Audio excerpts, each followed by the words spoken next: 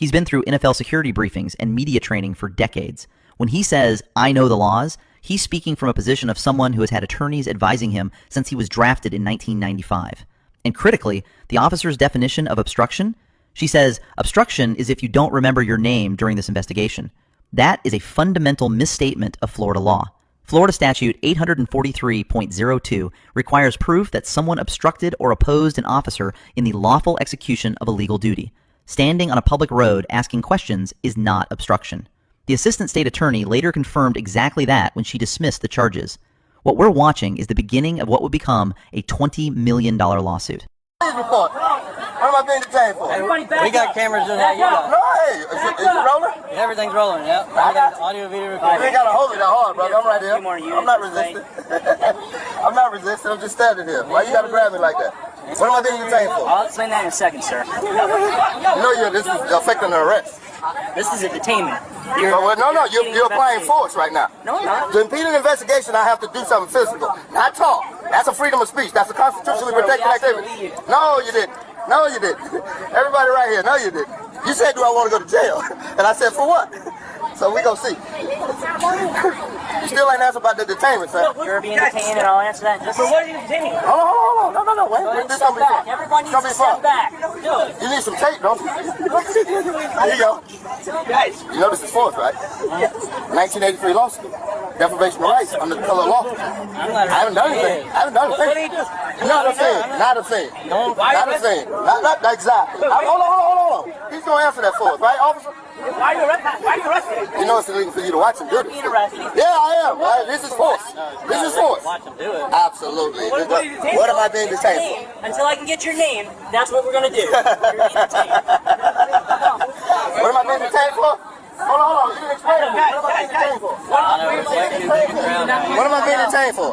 Okay, I was calling. No, I'm asking. What am I being detained for? I can resist the unlawful arrest, but I'm not. On Supreme Court, I have handcuffs on me, and you haven't told me why am I being detained.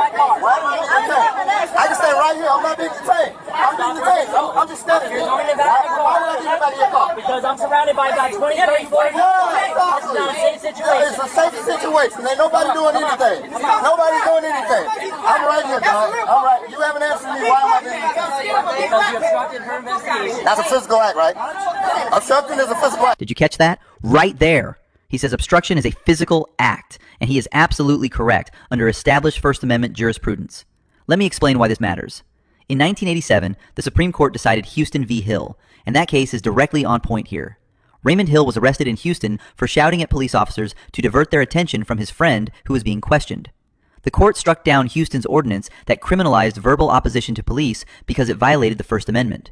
Justice Brennan, writing for the majority, stated that the freedom of individuals verbally to oppose or challenge police action without thereby risking arrest is one of the principal characteristics by which we distinguish a free nation from a police state.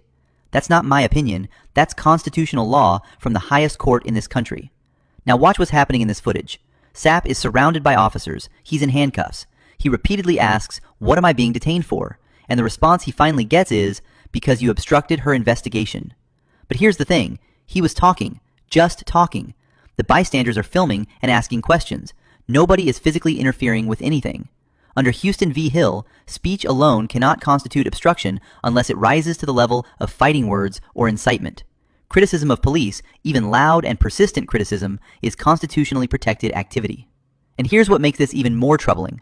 The Sheriff's Office released an internal after-action report in December 2025 that acknowledged several things could have been handled differently.